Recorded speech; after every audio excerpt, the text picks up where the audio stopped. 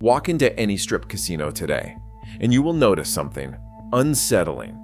Empty tables, quiet slot floors, and dealers standing around with nothing to do. Executives will say optimized operations are focusing on quality over quantity. But what if that emptiness is not by choice? What if Vegas casinos are actually facing a financial crisis so severe they cannot afford to keep the lights on the way they used to? In this video, I expose the financial documents that reveal the truth. Every major casino operator is drowning in debt while revenue streams dry up. We will uncover the real reason your favorite poker room closed, why the buffets disappeared, and why even the biggest names in Vegas are quietly cutting costs. Here is the question that should terrify every Vegas lover. If these financial giants cannot make money in Sin City anymore, what does that mean for the future of the place we once called home? It wasn't always this way. Let's go back just a decade or so. Remember Las Vegas from 2010 to 2015? The Bellagio poker room had tables with waiting lists 20 names deep. Casino floors at places like MGM Grand were packed shoulder to shoulder on any given Friday night. The Mirage had people lined up around the volcano just to get inside. Every major resort had a signature buffet running at full capacity, with lines that stretched across the casino floor. Those were the glory days, when casino executives understood that volume was king. More players meant more action, which meant more revenue across the entire property. The math was simple. Keep the room rates reasonable, offer decent complimentary perks, and people would come in droves, spending money on everything from blackjack to Broadway shows. Back then, Las Vegas was truly the entertainment capital for everyone. Middle-class families could afford a week at Treasure Island. A group of friends could split a room at Paris Las Vegas for a bachelor party without breaking the bank. Seniors could enjoy penny slots for hours with free drinks flowing. The Strip catered to everyone, and the casinos were raking in record profits because of it. Construction cranes dotted the skyline as new mega resorts broke ground. City Center, the Cosmopolitan, and expansions at existing properties all spoke to a booming industry. Annual reports showed healthy balance sheets. Vegas was doing what it does best, growing, evolving, and making money hand over fist. But those days are gone, friend. The bean counters convinced executives that fewer, richer customers would mean higher profits. Around 2018, we saw the first major pivot toward what industry insiders called the premium strategy. The idea was simple, though deeply flawed. Focus only on high-value customers and eliminate services that cater to budget travelers. This strategy seemed logical on spreadsheets. Why comp a buffet for someone spending $500 when you could focus entirely on the whale dropping $50,000? Why maintain affordable room rates when you could charge premium prices to fewer, wealthier guests?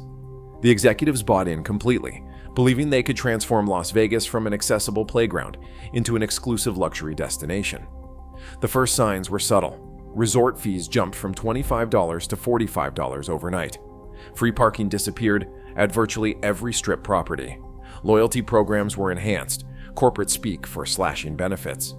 Then came the elimination of mid-tier restaurants, replaced by celebrity chef venues with $75 entrees. Poker rooms started closing. Buffets were deemed inefficient. Video poker bars removed their machines or reduced payouts significantly. Then the pandemic hit, providing the perfect cover for accelerating this transformation. Services that were temporarily suspended for safety reasons never came back. When Las Vegas reopened, executives pointed to changing consumer preferences to justify permanent cuts to staffing, amenities, and comps. The 3-to-2 blackjack tables vanished, replaced by 6-to-5 payouts. Minimum bets on table games doubled or tripled. $10 tables became $25 tables, then $50 tables. The Strip became a monument to nickel and diming. Room rates might appear reasonable at first glance, but the booking process became a gauntlet of mandatory resort fees, parking charges, venue fees at restaurants, and convenience fees on tickets. A $150 room could easily become a $350 final bill before you'd even played a hand of cards. But here's where the strategy fails. Those wealthy whales they coveted are a finite resource, and they are notoriously fickle, jumping between competing luxury properties that offer increasingly extravagant incentives. Meanwhile, The regular customers who built Vegas were the ones who came 3 times a year. They filled the restaurants and shows, and they gambled at reasonable stakes for hours on end. They started disappearing. The financial data tells the story that the PR departments will not. Between 2022 and 2025, revenue per visitor increased by an impressive 35%. Casino executives trumpeted this as proof their strategy was working.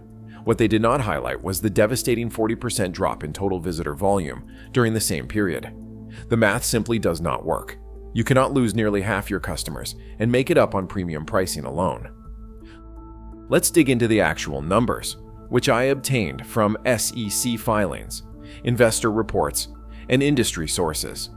MGM Resorts, the largest operator on the Strip, currently carries approximately $13.8 billion in debt against annual revenue of $14.2 billion. That's a near 1-to-1 debt-to-revenue ratio, a dangerous position for any company, especially one in the volatile hospitality industry. Caesars Entertainment is in an even more precarious position, with $15.3 billion in debt versus $11.5 billion in annual revenue. That's a debt load exceeding their yearly income by nearly $4 billion. Caesars is spending roughly 30 cents of every dollar they make just servicing their debt, before paying a single employee or keeping a single light on. Even Wynn, long considered the gold standard of casino operations, is feeling the pressure, with $11.2 billion in debt against $6.5 billion in revenue. Their debt-to-revenue ratio has nearly doubled in the last 5 years, a troubling trajectory for any investor paying attention. What is driving these astronomical debt levels? For one, the construction boom never really stopped. It just got more extravagant. The Sphere cost $2.3 billion, massively exceeding its initial budget. The long-delayed Fontainebleau finally opened at a staggering cost of $3.7 billion. These projects were financed largely through debt, with operators betting that luxury experiences would draw the high-value customers they have been chasing. Adding fuel to the fire, interest rates have more than doubled since 2022. Variable rate debt that once cost 2 to 3% annually now demands 5 to 7% or more. For a company like Caesars, this means hundreds of millions in additional annual interest payments, money that cannot go toward maintaining properties, marketing to new customers, or providing the experiences that made Las Vegas famous. Competition has also intensified from every direction. Regional casinos across America now offer comparable gaming experiences without the travel costs. Online gambling and sports betting apps allow people to get their fix from their living rooms. Macau and Singapore provide ultra-luxury gaming for high rollers in Asia.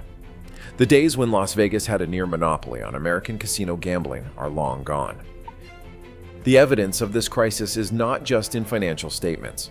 It is visible to anyone who has visited the Strip recently. Walk through Bally's or the Horseshoe on a Tuesday afternoon, and you will see entire sections of slot machines powered down. Check the poker room at Aria around 8 p.m. on a weekend. Once the hottest game in town, it is now operating at half capacity with empty tables. Try finding a $15 table game anywhere on the Strip. They have practically vanished. TripAdvisor reviews tell the story from the customer perspective. One recent visitor wrote that they stayed at Caesars Palace last week, paid a $45 resort FEE, $30 for parking, $75 for breakfast for 2, and they were charged $25 minimum bets on a Wednesday afternoon. They said they will not be back. Another visitor noted that MGM Grand feels half empty compared to their last visit in 2018. Staff told them they are operating with 60% of the employees they used to have. Service has suffered tremendously. Local Reddit forums document the decline in real time. Dealers report being sent home early due to lack of players. Servers mention entire restaurant sections closed off to consolidate the few customers they have. Housekeeping staff reveal being assigned double the rooms to clean as properties cut back on labor costs. This is a visible sign of staffing and operational strain. Industry workers are feeling the squeeze most acutely. According to Culinary Union data, approximately 15,000 hospitality jobs have disappeared from the Strip since 2022, despite properties being fully reopened after the pandemic. Many of the remaining positions have been converted from full-time to part-time, eliminating benefits and creating financial insecurity for thousands of Vegas families. A leaked transcript from a recent earnings call shows one major casino chief executive officer told investors that they may have optimized themselves into irrelevance with certain customer segments. That is corporate speak, for they priced out so many people that they are never coming back. This has created what industry analysts call a death spiral. Higher prices lead to fewer customers, which leads to a need for even higher prices per remaining customer, and that drives away even more visitors. Some properties are now spending 60% of their revenue just to service their debt obligations. That leaves precious little for maintenance, upgrades, marketing, or the kind of spectacle that made Vegas famous. The truth that no casino executive wants to admit is that the solution is simple, though painful. They need to return to the volume model that built Las Vegas in the first place. Lower room rates, reasonable minimums at gaming tables, buffets that do not require a second mortgage, free parking, comps that actually reward loyalty. Several properties likely need debt restructuring or even bankruptcy to survive long term. The current debt loads are simply unsustainable in an environment of higher interest rates and increased competition. Bankruptcy is not a death sentence. It is a financial tool that would allow these companies to shed some debt and rebuild with a more sustainable model. We can see examples of success in properties that never abandoned the middle-class customer. Most downtown Vegas casinos have maintained reasonable gaming minimums, affordable food options, and fewer ancillary fees. Not coincidentally, downtown visitation numbers have remained strong even as Strip numbers declined. The Fremont Street experience is not just packed because of the light show. It is packed because people can actually afford to gamble there. The South Point, Orleans, and Station Casinos properties catering to locals have similarly maintained healthy business levels by keeping their offerings accessible. They understood something the Strip mega resorts forgot. Volume and accessibility create an atmosphere of excitement that attracts more customers. Empty casinos feel depressing, and nobody wants to vacation somewhere depressing. This crisis extends beyond the casino floors. The ecosystem of small businesses that depend on Strip foot traffic is suffering tremendously. Retail shops and casino malls report sales down 30 to 50% from pre-pandemic levels.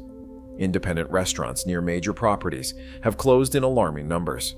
Tour operators, small entertainment venues, and transportation services have all felt the impact of declining visitor numbers. Perhaps most tragic is the slow death of every man's Las Vegas, the city that prided itself on offering a taste of luxury to ordinary people. Vegas was built on the premise that a factory worker from Ohio could, for a few days a year, feel like a high roller. That a retired couple could enjoy world-class entertainment without emptying their savings. That a group of friends could have the weekend of their lives without going into debt. That Las Vegas is disappearing, replaced by a sanitized, corporatized version that caters exclusively to those with the deepest pockets. The bright lights still shine, but they shine for fewer and fewer people. So there it is. They priced you out, lied about why, and now they are paying the price. But you are the one losing the Vegas you loved. What is your take? Have you witnessed this decline firsthand? Share your story below. Hit that like button if this felt like the truth they did not want you to know. And subscribe, because someone needs to keep exposing what is really happening to our city.